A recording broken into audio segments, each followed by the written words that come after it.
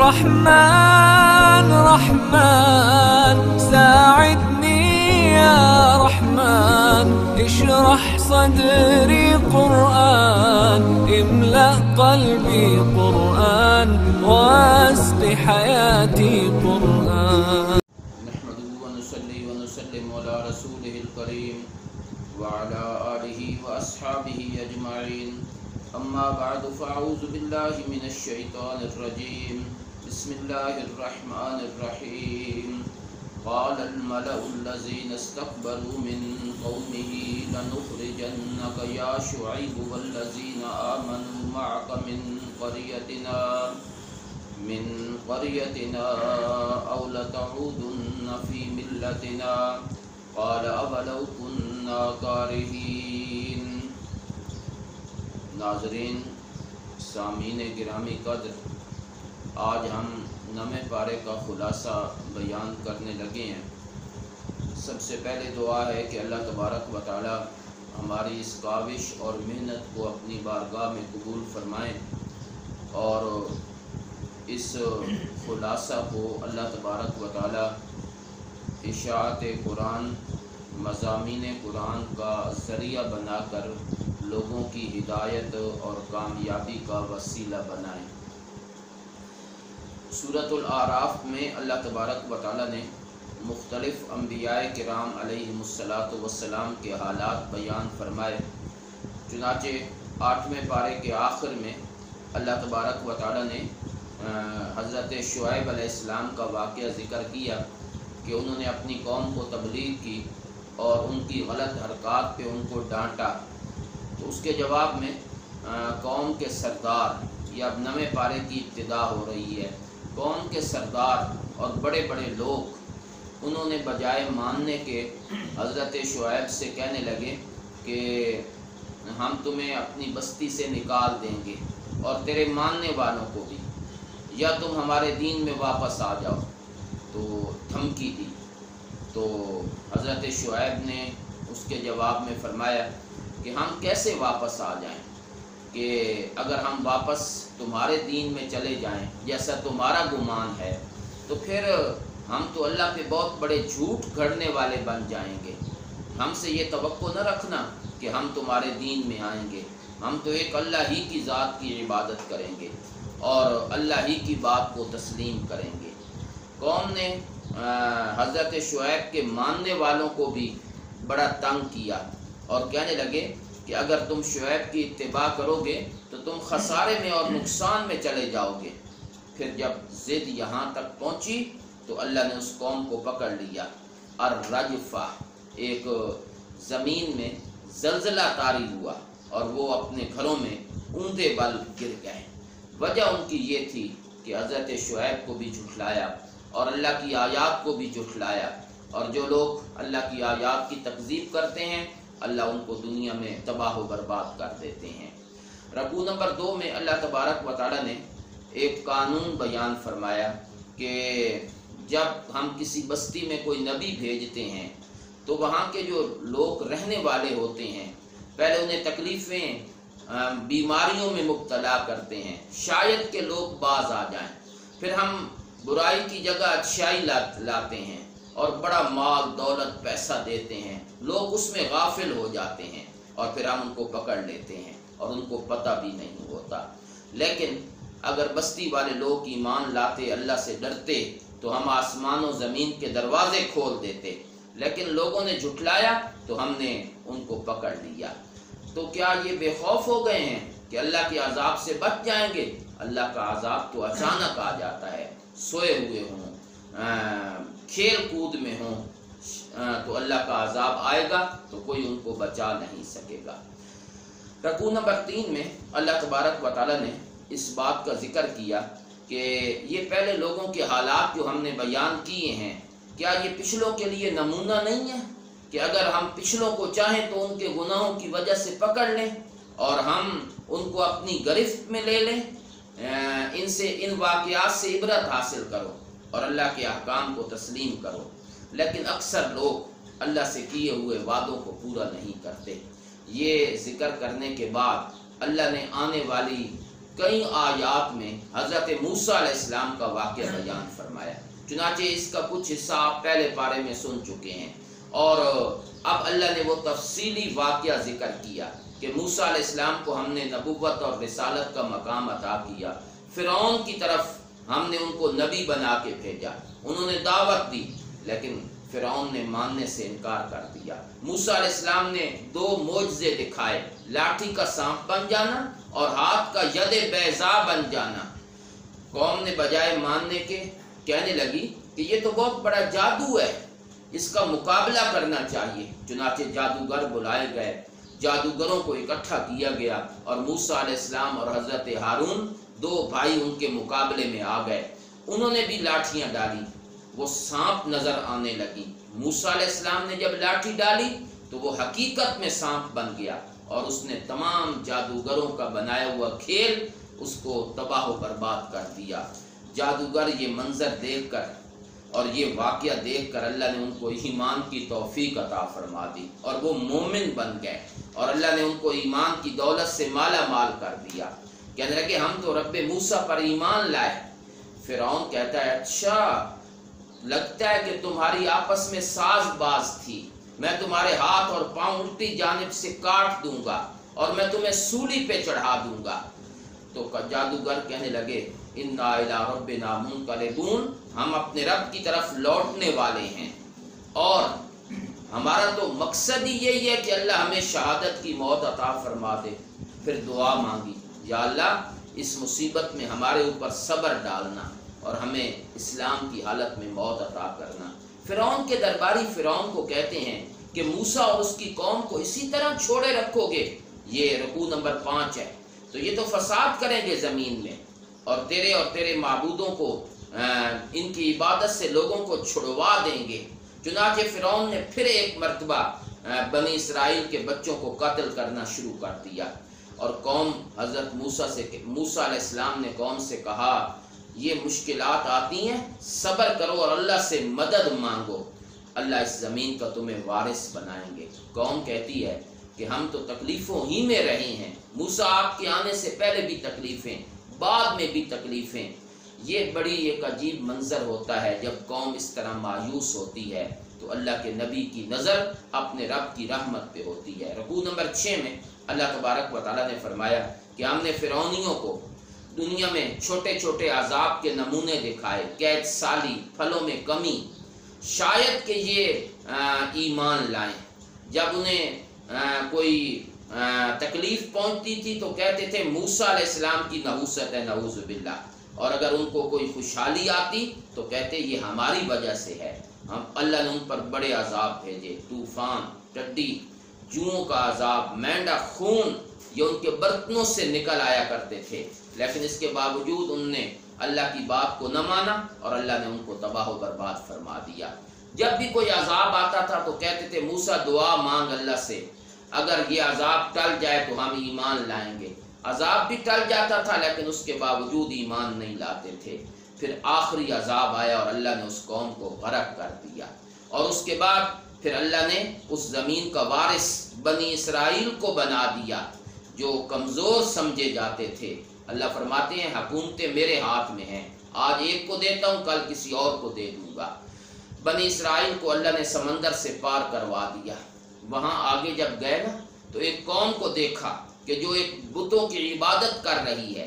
تو قوم کہتی ہے موسیٰ ہمارے لیے بھی الہ بناؤ جس طرح کہ ان کا ایک الہ ہے. موسیٰ علیہ السلام کو بڑا غصہ آیا اور فرمانے لگے تم نے ابھی تک یہی مسئلہ سیکھا ہے؟ میں نے تمہیں ساری زندگی اس بات کی تعلیم دی ہے کہ اللہ کے سوا کوئی الہ اور معبود نہیں ہے. یہ بھی تو یاد کرو نا کہ ہم نے تمہیں فرعونیت سے نجات عطا کی اور موسیٰ علیہ السلام سے ہم نے وعدہ کیا کہ 40 راتیں ہمارے پاس آ کے رہو، ہم تمہیں تورات دیں گے. اس کے بعد حضرت ہارون کو وہ خلیفہ بنا کے گئے. وہاں جب حضرت موسیٰ علیہ السلام پہنچے اور رب سے ملاقات ہوئی تو موسیٰ علیہ السلام کہنے لگے یا اللہ میں آپ کو دیکھنا چاہتا ہوں. اللہ نے فرمایا تم نہیں دیکھ سکتے، ہاں میں اپنی پہاڑ کے اوپر نور کی ایک تجلی ڈال رہا ہوں، اگر یہ پہاڑ اپنی جگہ پہ کھڑا رہا تو پھر آپ بھی مجھے دیکھ لیں گے. لیکن جب تجلی آئی تو موسیٰ علیہ السلام بے ہوش ہو کر گر گئے، اور جب ہوش آیا اور افاقہ محسوس ہوا تو کہتے ہیں سبحانک، یا اللہ تیری ذات پاک ہے، اس دنیا میں کوئی تمہیں نہیں دیکھ سکتا، ہاں آخرت میں اللہ اپنا دیدار کروا دیں گے۔ ہم نے موسیٰ علیہ السلام کو کتاب عطا کی، اس میں نصیحت کی باتیں تھیں، دین کے احکام تھے اور لوگوں کی ہدایت کے بڑے نمونے تھے، اور ہم نے اس میں ہدایت کی وہ تمام چیزیں جمع کر دی تھیں جس کو پڑھنے کے بعد ایک قوم ہدایت کو اختیار کر سکتی تھی۔ رکوع نمبر 8 میں اللہ نے اس قوم کے ایک اور جرم کا ذکر کیا ہے کہ جب موسیٰ علیہ السلام گئے نا کوہ طور پر، تو پیچھے سے بچڑے کو انہوں نے معبود بنا لیا۔ سامری نے ایک بچڑا بنایا اور اس کی عبادت شروع کر دی، حالانکہ نہ وہ ان سے بات کرتا تھا اور نہ ان کی رہنمائی کرتا تھا۔ جب موسیٰ علیہ السلام واپس آئے اور دیکھا کہ منظر یہ ہے تو بڑے غصے ہوئے، قوم کو بھی افسوس ہوا اور کہنے لگے کہ اگر اللہ ہم پہ رحم نہ کرے تو ہم خسارے والوں میں سے ہو جائیں گے۔ موسیٰ علیہ السلام نے اپنے بھائی سے کہا، تم نے میرے بعد جو جانشینی کی ہے تو یہ اچھی جانشینی نہیں کی، اور تم نے بہت بری قوم سے کہنے لگے کہ تم نے میرے بعد بہت برے کام کیے ہیں اور تم نے اچھا کام نہیں کیا، مجھے تو آنے دینا ہوتا، میں آ جاتا تو پھر بات کرتے۔ موسیٰ علیہ السلام نے غصے کی وجہ سے اپنے بھائی کی داڑھی کو پکڑ لیا اور کہنے لگے تم نے انہیں کیوں نہیں سمجھایا؟ حضرت ہارون کہنے لگے اے میری ماں کے بیٹے، میں نے بڑا سمجھایا، قوم میرے اوپر غالب آ گئی، قریب تھا کہ مجھے قتل کر دیتے، میری وجہ سے اب دشمنوں کو مت ہنساؤ، لوگ کیا کہیں گے، بھائی آپس میں لڑ پڑے ہیں۔ تو موسیٰ علیہ السلام نے کہا یا اللہ مجھے اور میرے بھائی کو معاف فرما دے اور ہمیں اپنی رحمت میں داخل فرما۔ رکوع نمبر 9 میں اللہ فرماتے ہیں جن لوگوں نے بچڑے کی عبادت کی ان پر اللہ کا غضب اور ذلت دنیا کی زندگی میں بھی اور آخرت کی زندگی میں بھی۔ البتہ جو لوگ توبہ کر لیں، ایمان لائیں تو اللہ ان کی گناہوں کو معاف کرنے والا ہے۔ جب موسیٰ علیہ السلام کا غصہ ٹھنڈا ہوا تو انہوں نے پھر وہ تورات کی تختیاں اٹھائیں اور لوگوں کو بتلایا کہ اس میں تمہاری ہدایت کے نمونے ہیں۔ موسیٰ علیہ السلام کی قوم میں سے کہنے لگے وہ کہ ہمیں کیسے پتا کہ آپ اللہ کے نبی اور تورات آپ کو اللہ نے دی ہے، ہم تو جب تک رب کو دیکھ نہ لیں اس وقت تک ہم اس بات پر ایمان نہیں لائیں گے۔ موسیٰ علیہ السلام نے 40 بندوں کو اپنے ساتھ لیا کہ آؤ رب سے ملاقات کرتے ہیں۔ جب وہاں پہنچے تو آسمان سے کڑک آئی اور وہ سارے بندے مر گئے۔ موسیٰ علیہ السلام کہنے لگے یا اللہ یہ جو 40 قوم کے سردار تھے یہ مر گئے ہیں، تو نے ان کو ہلاک کر دیا ہے، تو پیچھے والے لوگ کیا کہیں گے، میری تو بڑی بدنامی ہوگی، یا اللہ ان کو زندہ کر دے۔ چنانچہ اللہ کے کہنے سے وہ دوبارہ زندہ ہو گئے اور دوبارہ وہ قوم کی طرف واپس آ گئے۔ آگے اللہ نے موسیٰ علیہ السلام کی کچھ دعائیں ذکر کی ہیں کہ انہوں نے اپنے رب سے دعائیں بھی مانگی کہ یا اللہ اس دنیا میں بھی اچھائی عطا فرما، آخرت میں بھی۔ قوم کہنے لگی کہ اللہ نے جواب میں فرمایا کہ میرا عذاب جس کو چاہتا ہوں پہنچاتا ہوں، لیکن میری رحمت بھی بہت وسیع ہے۔ جو لوگ اس آخری نبی کی اتباع کرتے ہیں، یہ نبی جو امی ہے جس کا ذکر پہلی کتابوں میں بھی ہے، یہ وہ نبی ہے جو ان کو نیکی کا حکم دیتا ہے، برائی سے روکتا ہے، پاکیزہ چیزوں کی حلت بیان کرتا ہے، گندی چیزوں کی حرمت بیان کرتا ہے۔ اس پر ایمان لاؤ، اس کی مدد کرو تاکہ تمہیں کامیابی نصیب ہو۔ رکوع نمبر 10 میں اللہ تبارک و تعالی نے اپنے پیارے پیغمبر کی ختم نبوت کا ذکر کیا کہ کہو میرے پیغمبر میں تم سب کی طرف رسول بنا کے بھیجا گیا ہوں، میرے بعد کوئی نبی نہیں ہے، میں پوری کائنات کے انسانوں کے لیے رسول ہوں، اور میں یہ پیغام لایا ہوں کہ اللہ کے سوا کوئی الہ اور معبود نہیں ہے، اسی کے ہاتھ میں موت و حیات ہے۔ موسیٰ علیہ السلام کی قوم میں سے جب موسیٰ علیہ السلام اپنی قوم کو لے کے چلے تو آگے ایک جگہ پہ پہنچے جہاں پانی ان کو چاہیے تھا۔ اللہ فرماتے ہیں ہم نے موسیٰ علیہ السلام کی طرف وحی کی کہ اس پتھر پہ مارو اپنی لاٹھی، ہم نے 12 چشمے جاری کر دیے، آسمان سے من و سلوہ نازل کیا، لیکن قوم نے پھر بھی باز نہ آئی اور اللہ کے احکام کو توڑنے لگ گئی۔ ہم نے کہا کہ اس شہر میں داخل ہو جاؤ، یہاں سے کھاؤ جہاں سے تمہارا دل چاہے، لیکن زبان سے کہنا ہے حتتن، یا اللہ ہمارے گناہ معاف فرما دے، لیکن تم نے بجائے حتتن کے کچھ اور لفظ کہنے شروع کر دیے، حنتتن، گندم چاہیے، تم نے اللہ کے احکام کو بدلا تو اللہ نے تم کو اس کی وجہ سے سخت عذاب میں مبتلا کر دیا۔ رکوع نمبر 11 میں اللہ تبارک و تعالی نے ایک واقعہ ذکر کیا کہ جب ہم نے ان کو روکا کہ ہفتے کے دن شکار نہیں کرنا، مچھلی کا شکار، انہوں نے ایک ہیلا کیا کہ ہفتے کے دن انہوں نے ایک اس جگہ سے جہاں مچھلیاں آتی تھیں وہاں سے انہوں نے ایک نالا اور آگے ایک گڑھا کھودا، ہفتے کے دن وہ نالا کھول دیتے تھے، مچھلیاں اس گڑھے میں چلی جاتی تھیں اور اتوار والے دن شکار کر لیا کرتے تھے۔ یہ ہیلا کیا، اللہ نے روکا کہ یہ کام نہ کرو، یہ اللہ کے احکام کا مذاق اڑانا ہے۔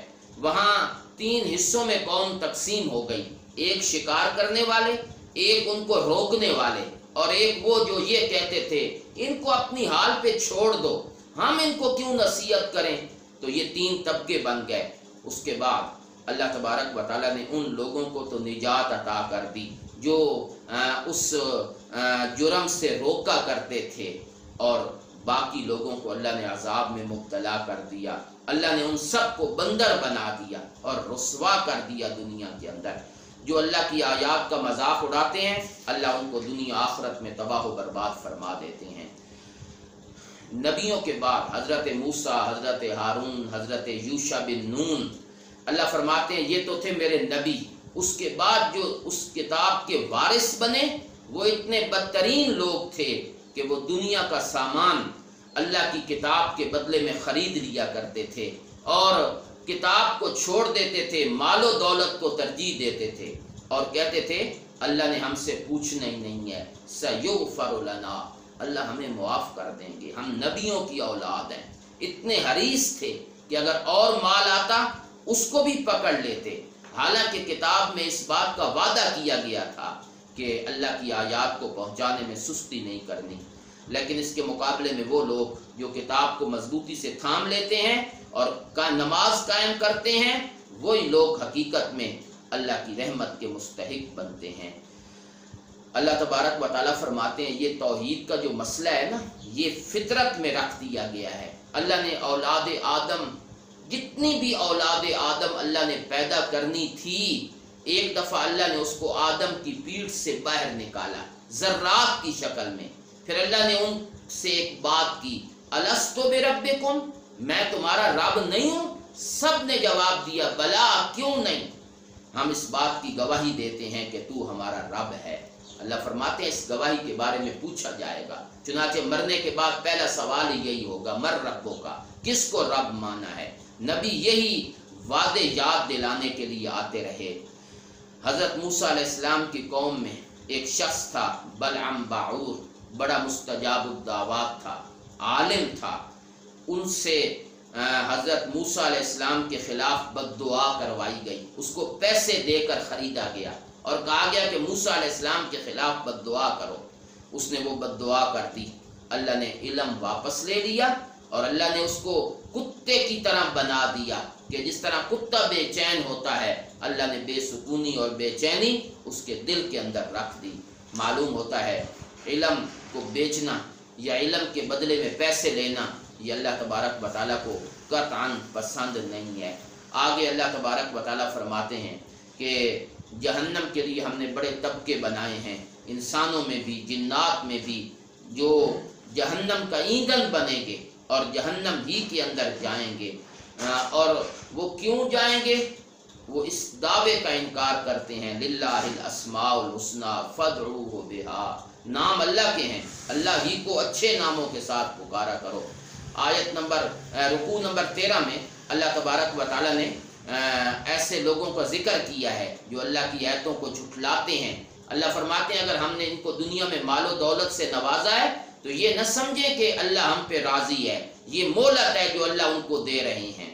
پھر دلائل قدرت ذکر ہوئے کہ زمین و آسمان کو پیدا کرنے والی ذات اللہ تبارک و تعالیٰ کی ہے، دیکھتے نہیں ہیں، اس سے عبرت حاصل کریں۔ کہتے ہیں قیامت کب آئے گی؟ کہو میرے پیغمبر اس کا علم رب کے پاس ہے، اللہ اس کو اپنے وقت پہ کھولے گا۔ مجھے نہیں علم کہ قیامت کب آئے گی، میں تو اپنی ذات کے لیے بھی نفع نقصان کا مالک نہیں ہوں۔ اگر میں غیب جانتا ہوتا تو دنیا کی ہر قسم کا مال دولت خیر اس کو جمع کر لیتا اور مجھے کبھی تکلیف نہ آتی۔ رکوع نمبر 14 میں اللہ تبارک و تعالیٰ نے ایک انسان کی تخلیق کا ذکر کیا کہ اللہ نے کائنات کو ایک نفس سے پیدا کیا، آدم، پھر اس کی جنس میں سے بیوی بنائی۔ پھر آگے کیا ہوا کہ بعض لوگ ایسے ہوتے ہیں کہ اللہ ان کو اولاد کی نعمت عطا کرتے ہیں، ماں کو امید لگ جاتی ہے، وہ بچے کو اٹھائے پھرتی ہے اور زبان سے کہتی ہے کہ یا اللہ اگر تو مجھے نیک اولاد دے تو ہم تیرا شکر ادا کریں گے۔ جب اللہ نیک اولاد دیتا ہے پھر اللہ کے شریک بنانے لگ جاتے ہیں اور اللہ تعالیٰ کے ساتھ اوروں کو شریک بناتے ہیں، حالانکہ وہ شریک نہ کوئی چیز پیدا کرتے ہیں اور نہ ان کے لیے نفع نقصان کے قائل ہیں۔ آگے اللہ فرماتے ہیں کہ جن کو تم اللہ کے سوا پکارتے ہو وہ تمہاری طرح بندے ہی تو ہیں، ان کو پکارو نا، وہ تمہاری بات کا جواب دیں۔ کیا ان کے ایسے پاؤں ہیں جس سے چلتے ہیں، ہاتھ ہیں جن سے پکڑتے ہیں، آنکھیں ہیں جس سے دیکھتے ہیں؟ بالکل نہیں ہے۔ اللہ ہی ہر چیز کو دیکھنے والے، ہر چیز پہ قدرت اور اختیار میرے اللہ کا ہے۔ جن کو تم اللہ کے سوا پکارتے ہو وہ تمہاری پکاروں کو سنتے نہیں ہیں اور وہ ان سے غافل ہیں، اور اللہ ہے جو کائنات کے ذرے ذرے پر جس کی حکومت ہے۔ سورت کے آخر میں اللہ تبارک و تعالیٰ نے ایک مسئلہ ذکر کیا کہ جب قرآن پڑھا جائے توجہ سے سنا کرو، خاموش رہا کرو تاکہ تم پر رحم کیا جائے۔ یہ آیت نماز کے بارے میں اتری ہے۔ جب امام قرات کر رہا ہو تو لوگوں کو چاہیے کہ خاموشی سے سنیں، چاہے سورہ فاتحہ ہو یا کوئی اور جو قرآن کا حصہ ہے، جب وہ پڑھا جائے تو مقتدی کا کام خاموشی ہے، پڑھنا نہیں ہے۔ یہ عمومی قانون بھی یہی ہے اور خاص طور پہ نماز کے اندر بھی اسی کا حکم دیا گیا ہے۔ سورۃ الانفال، اس کا نام انفال اس لیے ہے کہ اس کے شروع میں ہی انفال کا ذکر ہے۔ انفال غنیمتوں کو کہتے ہیں۔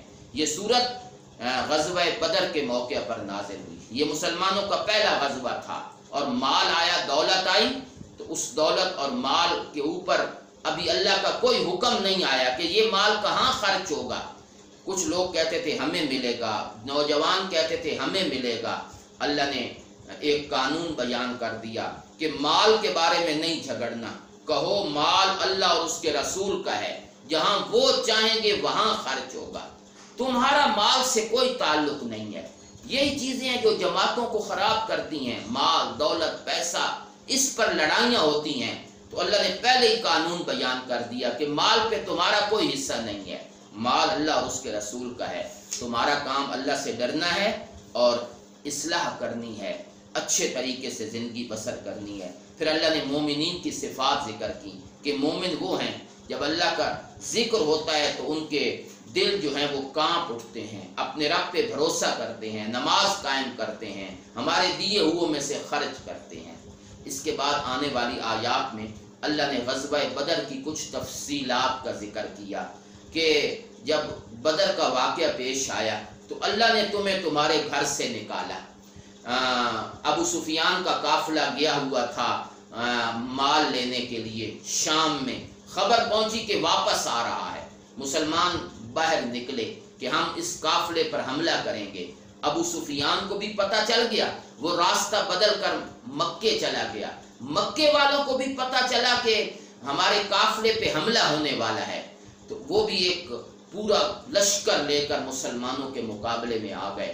اب مسلمان تو چاہتے تھے کہ ہماری مڈ پھیر اب ابو سفیان کے ساتھ ہو، لیکن اللہ چاہتے تھے کہ میں نے حق اور باطل کو واضح کر دینا ہے۔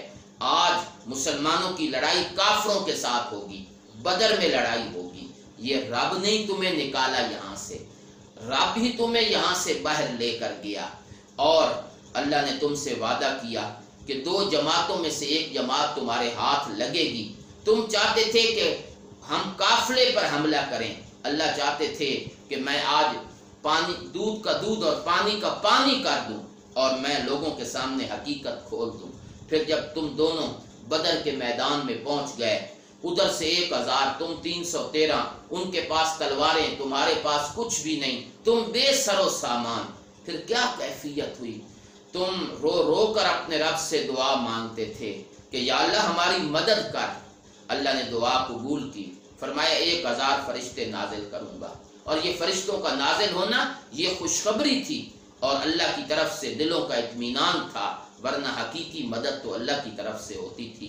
अल्लाह ने बदर के मैदान में तुम पर एक ऊंट तारी कर दी और फिर अल्लाह ने आसमान से पानी उतारा। अल्लाह ने दिलों को मजबूत किया, फरिश्तों को कहा कि मेरे नबी के साथ मिलकर लड़ो, सहाबा के साथ मिलकर लड़ो, और हमने काफिरों के दिलों में रोब तारी कर दिया। ये सब कुछ हमारे कहने से हुआ। और आगे अल्लाह ने कवानीन बयान फरमाए कि आइंदा जब भी लड़ाई हो तो पीठ नहीं फेरनी, जो पीठ फेरेगा वो अल्लाह की रहमत से दूर हो जाएगा। फिर अल्लाह ने बदर की लड़ाई का एक हकीकी तसव्वुर पेश किया कि फलम तक़्तुलूहुम वलाकिन्नल्लाह क़तलहुम, तुमने नहीं किताल किया, ये लड़ाई अल्लाह ने खुद अपने हाथों से की है। सहाबा को अल्लाह से इतनी मोहब्बत है कि अल्लाह ने उनका फेल अपनी तरफ मंसूब किया। फिर अल्लाह ने अपने नबी से कहा वमा रमैता इज़ रमैता, तूने नहीं मारा, तूने नहीं पत्थर फेंके, ये अल्लाह ने फेंके हैं, पीछे ताकत अल्लाह की है। अल्लाह तबारक व तआला ये काम करने वाले हैं। मुशरिकीन मक्का पहले कहते थे कब आएगा अज़ाब, फतह का दिन कब होगा।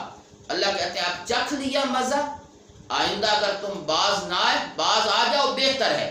अगर तुम दोबारा ये काम करोगे हम भी दोबारा तुम्हारी सरकोबी के लिए फरिश्तों को भेजेंगे और तुम्हारे लश्कर तुम्हारे काम नहीं आएंगे। रुकू नंबर 17 में अल्लाह तबारक व तआला ने मुसलमानों के लिए कुछ कवानीन बयान किए। अल्लाह और उसके रसूल की इताअत करो, उसका कहना मानो।